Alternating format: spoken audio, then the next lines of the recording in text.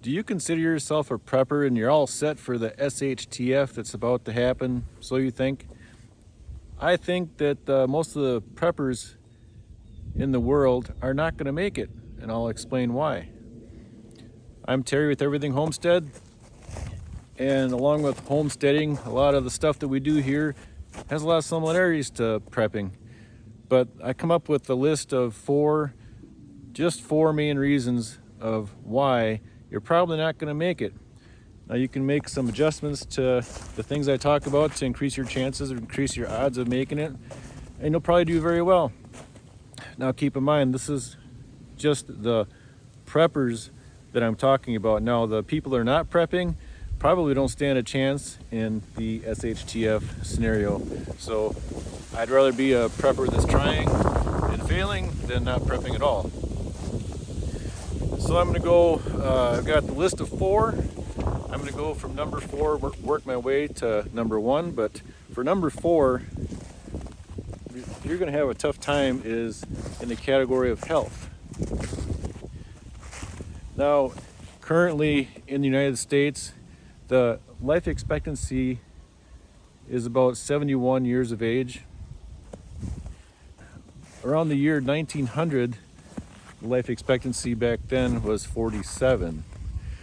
So what's changed between then and now? Well, you could probably guess. Our healthcare is much more advanced now than it ever has been in the past. We have antibiotics that are readily available. Most people, they get the sniffles and they get antibiotics. Back then, didn't hardly have anything for antibiotics. That's helped quite a bit. The surgical technologies that have come to be are greatly increasing our longevity. Just think of all the heart procedures that are in existence now that didn't exist in early 1900s. A simple thing of appendicitis was deadly back then. Now it's like just a same-day surgery. Moving on to number three on my list of four is security. There is going to come a time, and I'm going to kind of tie number three in with my number two. The security aspect of it is that there's going to come a time where you need to probably defend yourself, defend your home, defend your family with some means of force.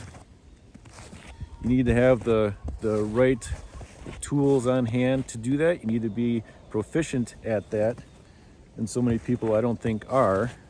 You can say, well, I own this, I own that. Well, do you have enough things to feed that tool for a long enough time period? You think, well, why would someone want to do that? Why would someone want to have these defensive mechanisms in place? Primarily because it goes into my number two part of my list, is that food is going to be a huge issue in the S.H.T.F scenario. Even most preppers don't have enough food. I'm just guessing that. I know what it's like to set aside food for myself, and I usually set aside quite a bit, and that goes fast, especially when you have kids, grandkids, and other people living with you. Go to the LDS website, and they lay out exactly how much food a person should have on hand, and it would just absolutely shock you on how much they recommend to have to last a year. Now, when you think about it, if you're old like me, and if you ever had to have a colonoscopy, they usually require you to go at least one day without eating anything. And for me, it's such torture to go that long without eating. Just one day. It's to the point where you'd gladly lick the hind end of a skunk just to give your water some flavor. It can be bad. And in 2 days, it's just about 2 days by the time you get the procedure all done, if you're prepping properly. After 2 days, you think, I'm not going to live. Well, you can imagine the harshest of scenarios where your food runs out. There's going to be the nicest grandmothers in the world would do the most horrific things to get food for their grandbabies. And those are the nicest people in the world. They're going to come after food whatever way they can get it, wherever they can find it. They'll do whatever they can do to get their hands on food for themselves who are starving. They don't want to see their kids or grandkids starving. They'll do whatever they can, so you need to be prepared for something like that. It's going to be a bad scenario, but having said that, sad to say that probably about a week, maybe 2 weeks, it'll all be over, because you can't live that long without food. If you haven't figured it out within the first week, you're in tough shape. So if you can at least hold out security-wise for 2 weeks, you'll be in really good shape. Whoever's left is going to be on your side most likely anyway. I guess along with the food category, you might think, well, I'm a prepper. I've got chickens. Well, yeah, but the chickens eat too. Do you have chicken feed? Where do you get your chicken feed? Do you have to go every couple weeks and buy a bag of feed? Do you have a way to feed them if that feed store shuts down? You might not be getting eggs anymore. You'll be eating the chickens, and your chickens are gone. Same thing with sheep and cows. They got to eat. If you live where I live, there's not much grass growing this time of year. You got to be able to have hay. What if there's no one making hay right now? What if all the hay is sold? You got to be able to think these things through. Are you going to be hunting, trapping, and you can get food that way? Not always easy. I spent many days in the woods, didn't get anything. And that's in the good times. It's not always a sure thing to go around and just, well, I'll shoot a deer, I'll shoot whatever, and then, well, then can you butcher it? You know how many people go deer hunting, don't know how to butcher a deer, don't know how to process a deer? A lot of people barely know how to gut the deer.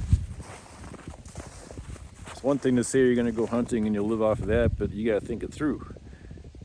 Can you process the deer? Can you freeze the meat? Can you can the meat? S.H.T.F scenarios, you might not have electricity, you might not have freezers. You got to think that through. You're going to can everything. Do you have enough canning lids? Do you have enough jars?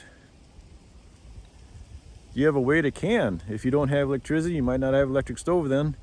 If you don't have some type of gas to run your stove, how are you going to bring the pressure cooker up to can? I don't have solutions for everything, but I want to I want you to think about what I'm saying so you can make plans. So that gets me to the number one thing on my list. And if you look around me, it's about 30 degrees right now. It's the warmest part of today. It was in the upper teens earlier this morning. The number one thing that's gonna be the end of most preppers and most everybody, I guess in general, is the lack of heat. Comes every year. Winter comes every year. Can't do much about that as far as it coming or not. It's gonna come, it's gonna get cold, and you need to survive. If you don't have heat, what are you gonna do? I'm talking if you don't have heat for days on end, weeks on end. Unless you have a wood stove, you're pretty much done. If you live in the country and have an LP tank, that tank will run dry after, I don't know, 3 or 4 weeks, depending on how full it is to begin with. If you have a little space heater, how long does that last? Well, I just need fuel. Well, what if there's no electricity? You can't get fuel. If it's gasoline, diesel, whatever, you can't get any fuel from the gas stations because they run electricity. Kerosene, that only lasts until you can get what you can get at the store until they run out. One of these events, the shelves will be emptied, the kerosene will be gone. One of your fuel stations has kerosene at the pump, which is kind of rare, I think. Pumps won't work there either. People are going to freeze to death, so what are they going to do? They're going to get in their car and drive. As far as a car can go with no gas. All these people think, oh, I'm a good prepper, I've got my bug out bag. I'm just going to get my bug out bag and go camp in the woods. That ain't going to work. In the middle of winter like this, you're going to camp out here? Even if you build a fire, you might last a day, maybe. You'll freeze to death. And where are you going to get your food? You pick the apples off the tree? Nope, they're not there. Nuts off the tree? Nope, they're not there. Berries? Nope, they're not there. You can only take what you can take in your backpack, your bug out bag, and you'll be back looking for something else. A bug out bag isn't going to get you anywhere. Where are you going to go? Unless you've got a pre-established plan to go visit someone, you better hope they're in good shape. When you get there, where's it going to be? If you live like me in the upper Midwest and you need to get out of the cold, you're going to have to go 500, 1,000 miles away from here. Car won't go that far. Take a bicycle. Take a couple weeks to get there. Just got to think these things through. The wood stoves in America, to me, are going to be the thing that save most people. And if you're the prepper that's going to make it through this, is the thing that's going to probably save you. Did a little research. About 2% of the households, I'm in the United States, 2% of the households in the United States have wood heat to heat their homes. So that means there are 128 million households that don't. So if you live in the southern half of the United States, you'll probably get by without the heat and still survive, maybe. It doesn't have to be below freezing to die of hypothermia. So you think about the situation in the southern part of our country where there's people coming in by the millions. Just this year alone, I think we've had 30, 40 million people come into our country that are homeless. They come into our country homeless to start.